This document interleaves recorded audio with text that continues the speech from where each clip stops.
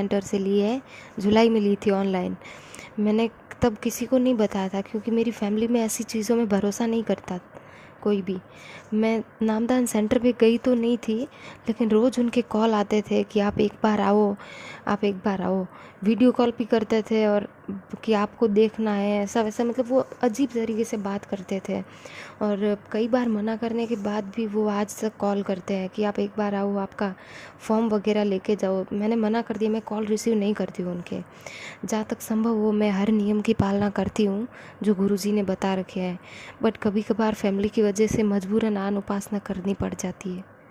मैंने फैमिली में बताया था कि मैं ऐसी आन उपासनाएं नहीं करूँगी, लेकिन वो गुरुजी के बारे में ही उल्टा सीधा बोलने लग गए, गालियाँ देने लग गए उन्हें। तो मैंने छोड़ दिया, मैंने कहा चलो ठीक है, मैं आपकी बात मान लूँगी। बट मैंने वो मन से नहीं बोला था, मेरे मन में ऐसा कुछ नहीं था। मेरे घर में एक फ़ोटो लाई थी मैं गुरुजी की, लेकिन वो फ़ोटो मेरी सासू माँ ने वो फ़ोटो छुपा दी कहीं पे। अब मेरी कंडीशन ऐसी है कि मैं ना तो फ़ोटो रख सकती हूँ घर में, ना ज्योति जला पाती हूँ। ज्योति मैंने जलाई भी नहीं थी बिल्कुल भी नामदान लेने के बाद। मेरे पास कोई चरणामृत भी नहीं है, और ना वो गले वाला कुछ देते हैं ना गुरुजी, वो कुछ भी नहीं है। मुझे प्रथम मंत्र मिला है, उसका जाप करती हूँ, और 3 आरती है ना तीनों टाइम की, वो भी टाइम पे करती हूँ मैं। और गुरुजी के काफ़ी सत्संग सुने हैं मैंने, उनमें ये भी बताया कि मृत्युभोज वगैरह ऐसा नहीं खाना चाहिए हमें। लेकिन मेरे घर में ही मेरे परदादी सास की डेथ हो गई थी, तो जस्ट अभी हुई है, 10-15 दिन हो गए। तो उनके पीछे मृत्युभोज रखा था मेरी फैमिली ने, वो भोजन भी मैंने खा लिया। तो घर में रहती हूँ तो खाना पड़ता है। और मेरे पापा मेरे लिए कुछ पैसे वगैरह लाए थे, वो मृत्युभोज रखा था ना 12 दिन के बाद, उस दिन वो भी मैंने ले लिए। 51,000 रुपये दिए थे मेरे पापा ने, और मेरे हस्बैंड को एक सोने की रिंग भी दी थी, वो भी हमने ले ली। पर मुझे ऐसी चीज़ों के बारे में पता नहीं था। आपके वीडियो वगैरह सुनती थी तो उसमें ये सब था कि पैसे वगैरह नहीं लेना चाहिए, मुझे पता नहीं था पहले, सो मैंने ले लिए। तो अब ना मेरे नियम वगैरह खंड हो गए, ये भी नहीं पता मुझे। मैं भक्ति तो करती हूँ, आप ना शंका समाधान कीजिए भगत सिंह। बंदी छोड़ सतगुरु रामपाल जी महाराज जी की जय हो। सच्चाई बहन जी, बहन हर औरत मीरा नहीं बन सकती है, लेकिन कोशिश करे तो मीरा के जैसे भाव अपने सतगुरु के प्रति रख सकती है। और भाव यदि सतगुरु के प्रति रहेंगे तो फिर सतगुरु अंतर्यामी है, उन्हें सब पता है कि उसके जीवन में क्या क्या परेशानियां हैं, उसके जीवन में कैसी कैसी विपरीत समस्याएं हैं, क्या मजबूरियां हैं। फिर सतगुरु मजबूरियां को अनदेखा कर देता बहन। परमात्मा उन चीजों की तरफ ध्यान नहीं देता है। जिसने अपने हृदय में अपने सतगुरु को, अपने परमात्मा को बैठा लिया, और फिर चाहे ऊपरी दिखावे के लिए या ऊपरी मन से अगर किसी पारिवारिक दबाव में आके यदि वो बहन या भाई अनुपासना भी करता है, तो बहन परमात्मा उन चीजों को नजरअंदाज कर देता है, बशर्ते उसके हृदय में सतगुरु ही बसा होना चाहिए। फिर ये चीजें कोई वैल्यू नहीं रखती है। जिस प्रकार गुरुदेव ने कहा कि भाई नाम दीक्षा लेने के बाद आप किसी भी मंदिर में जाओ, चाहे किसी भी मस्जिद में जाओ, लेकिन आपने उन जगहों पे भक्ति भाव से नहीं जाना, ये मन में धारणा करके नहीं जाना कि इस मंदिर में या इस मस्जिद में फला फला देवता से मुझे कोई भक्ति लाभ होगा। ये भाव लेके हमने वहां नहीं जाना है। बाकी चाहे आप वहां पे रात दिन रहिए, आप वहीं पे सोइए, कोई दिक्कत नहीं, कोई दोष नहीं, क्योंकि मंदिर और मकान दोनों भगत की दृष्टि में ईंट और पत्थर के बने हुए एक ढांचे हैं, उनमें ना कोई भगवान है। तो बहन ये मजबूरियां जो हैं आपके साथ में, ये वर्तमान में काफी बहनों के साथ में हैं। कोई अपने प्रारब्ध के संस्कारवश संघर्ष कर लेती है, तो कोई संघर्ष नहीं कर पाती है।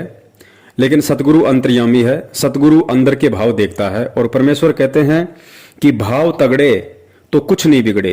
यदि अपने सतगुरु के प्रति भाई या बहन के भाव तगड़े हैं, जिसने ज्ञान सुनकर, ज्ञान को समझकर अपने दिल की गहराइयों में अपने सतगुरु को बैठा लिया, परमात्मा को बैठा लिया, और उस दिल की गहराई में ब्रह्मा विष्णु महेश 33 करोड़ देवी देवता, दुर्गा या काल के लिए लेश मात्र भी जगह नहीं है, तो बहन फिर परमात्मा कहते हैं कि भाव तगड़े तो कुछ नहीं बिगड़े। फिर चाहे कोई कुछ भी करे, कैसा ही दबाव दे, चाहे मंदिर में जाके बैठा दे, चाहे देव देवताओं के आगे आपको धोख लगवा दे, जब आपके दिल में आपका सतगुरु बैठा है तो ये चीजें कोई बाधक नहीं है, किसी प्रकार की कोई बाधक नहीं है। तो परमेश्वर कहते हैं भाव तगड़े तो कुछ नहीं बिगड़े, और यदि भाव बिगड़े तो फिर रगड़े ही रगड़े। अगर भाव बिगड़ गए जिस दिन, उस दिन फिर सब हावी हो जाएंगे आपके ऊपर। फिर परमात्मा कहते हैं दोस्त भी दुश्मन बन जाएगा।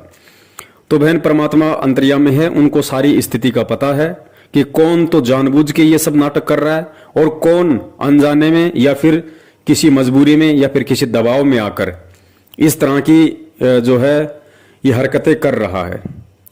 दूसरी बात परमात्मा ने एक और बताई है बहन, कि यहां परमात्मा ने 3 प्रकार की स्थितियां बताई। पहली स्थिति तो ये कि यदि ज्ञान समझ में आ गया तो वो भगत हर स्थिति का सामना करेगा, चाहे उसका घर छूटे, चाहे उसका पति छूटे, चाहे उसकी पत्नी छूटे, चाहे उसको माँ बाप घर से निकालें। जिसको ज्ञान समझ में आ गया वो अड़ जाएगा मंसूर की तरह, मीरा की तरह, और फिर भगवान उसके पीछे ही खड़ा होता है, दूर नहीं होता उससे परमात्मा उसके पीछे ही खड़ा होता है। और दूसरी स्थिति है अनजाने में, धोखे से, अगर हमसे कोई अनुपासना हो गई या हमारे साथ में धोखे से किसी ने ऐसी कोई मर्यादा खंडित करवा दी, तो परमात्मा कहते हैं उसका दोष भगत को नहीं लगता और ना ही उस स्थिति में उसकी मर्यादा खंडित होती है, क्योंकि वो उसने जानबूझ के नहीं किया, वो अनजाने में या धोखे से हुआ है। और तीसरी स्थिति परमात्मा ने बताई मजबूरी की।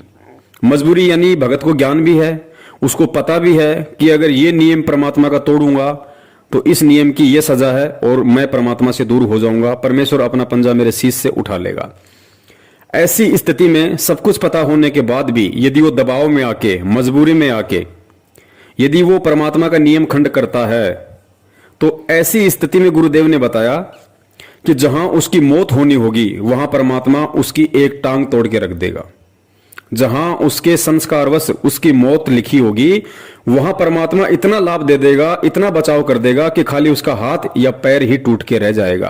कहने का मतलब है कि भगत को 20 से 25% नुकसान उसके संस्कारवश वहां पे हो सकता है, यदि उसका कोई माड़ा संस्कार हुआ तो ऐसी स्थिति है बहन इस भक्ति में। तो पुण्यात्मा, हमारे को अभी तक तत्व ज्ञान नहीं मिला था, और जिस कारण से हमने यही सोच लिया था भी ये दुख सुख तो आते ही रहेंगे और ऐसे ये डमडमा चलेगा। नहीं, परमात्मा के चरणों में आने के बाद आपके ऊपर कोई आपत्ति नहीं आवेगी, आपके घर में हानि नहीं होगी। आपत्ति आवेगी तो को पहाड़ टूटना हो, सूली की सजा कांटे में टल जाएगी, जान जानी हो टांग टूट कर बच जाएगी। तो इस तरह की आपकी वो भी हमारी कुछ कमियां रह जाती हैं, जिस कारण से हम थोड़ा बहुत कष्ट इसलिए भी उठाना पड़ जाता है क्योंकि हम थोड़े हैं। एक घर में एक भाई ने या बहन ने, बेटी ने, बेटे ने नाम ले लिया, बाकी पूरा परिवार विरोधी है उसका, तो उसके नियमों को चलने नहीं देता। इस कारण से वो कोई ना कोई लोक लाज में, दबाव में छोटी मोटी मर्यादा भंग हो जाती है, जिस कारण से आने वाले संस्कार, बुरे संस्कार का समय सद गया, वो आना हुआ उधर से नाम टूट गया तो काल का दाव लग जाता है। तो फिर भी इतना बचाव कर जाते हैं परमात्मा। थोड़ी बहुत मजबूरी या अज्ञानता में, अनजानपने की तो माफ़ी है, और मजबूरी में जैसे मजबूरी माँ के तोड़ लिया तो जान जानी होगी तो टांग जरूर टूटेगी, और मर्यादा पूरी होगी तो एक आपका छींट भी ना लगने दे भगवान, अगर आप नियम नहीं तोड़ोगे, सत्कर मान लेना। तो आपको परमात्मा के प्रत्येक नियम का पालन करते हुए सत्य भक्ति करनी चाहिए और करते रहो, आपका बेड़ा पार हो जाएगा। बोलो सतगुरुदेव। दूसरी बात, ठीक है आप संघर्ष नहीं कर पा रही हैं, लेकिन आपने अपने दिल में अपने सतगुरु को बैठा रखा है, बहुत अच्छी बात है। गुरुदेव ने कहा कि यदि सत्संग भी आप सुनते रहेंगे, परमात्मा के सत्संग भी यदि आप सुनते रहे, तो परमेश्वर कहते हैं कि सत्संग मात्र से 70% लाभ भगत को मिलता है। सत्संग सुनते रहने से ही 70% लाभ परमात्मा भगत को देता है। तो यहाँ आपसे प्रार्थना की जाती है, जब तक सत्संग चले आप सब चिंताएं और इधर उधर की गल्ला बातें छोड़ के ध्यान से सत्संग सुनो। चाहे कोई रोगी है, चाहे कोई संकट है किसी प्रकार का, आप एकाग्रचित्त होकर सत्संग सुनोगे तो राहत मिलेगी और ये ज्ञान ग्रहण होगा। इस ज्ञान से आपको 70% लाभ तो ज्ञान से मिलेगा। और रही बात बहन जी नियम वगैरह की, तो नियम तो देखो परमात्मा के नियम है, नियमों में परमेश्वर ने किसी भी देश काल परिस्थिति में कोई छूट नहीं दी है, क्योंकि ये ज्ञान समझने के बाद, परमात्मा से ये तत्व ज्ञान लेने के बाद राजाओं ने राज त्याग दिए, ऋषि मुनियों ने शरीर गाल दिए भगवान की प्राप्ति के लिए। तो आज तो बहन जी हमारे पास बहुत सारी सुविधाएं हैं, बहुत सारे हमको कानून ने भी अधिकार दे रखे हैं कि हमारे साथ कोई जबरदस्ती नहीं कर सकता। धर्मनिरपेक्ष हमारा देश है, कोई भी किसी को किसी भी धर्म की पूजा पाठ करवाने के लिए बाध्य नहीं कर सकता।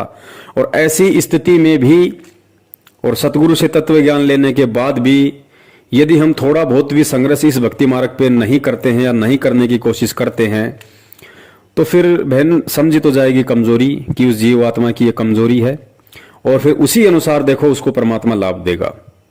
कहते हैं ना कि तेल हमेशा तिलों में से निकलता है, जितना भगत बोएगा उतना ही काटेगा, क्योंकि ये सूरमाओं की भक्ति है बहन।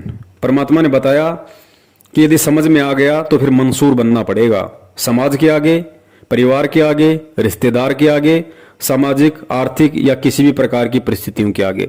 फिर भगत को सूरमा बनना ही पड़ेगा, भगत को मीरा बनना ही पड़ेगा। नहीं बनता है उसकी अपनी कमजोरी है, और जितना वो करेगा उतना परमेश्वर उसको अवश्य देगा। लेकिन वर्तमान में आप जी लगी हुई हैं सतगुरुदेव जी की भक्ति पे, ये भी अपने आप में एक बहुत बड़ी बात है। तो परमेश्वर अवश्य आपका बचाव करेंगे, इसमें तो कोई दो राय नहीं है।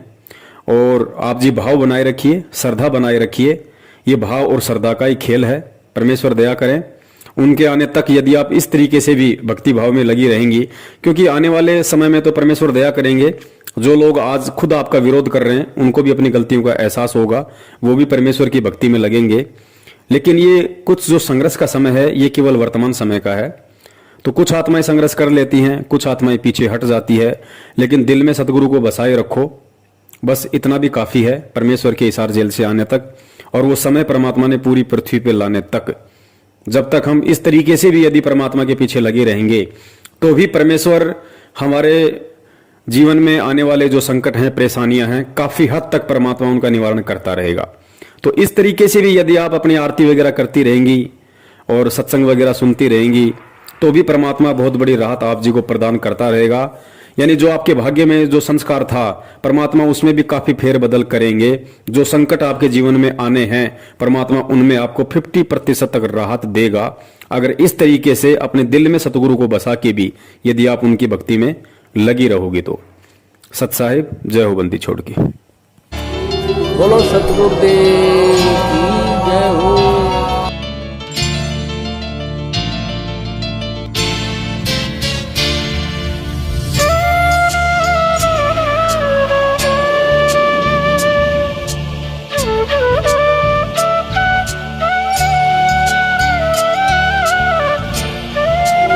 बोलो सतगुरुदेव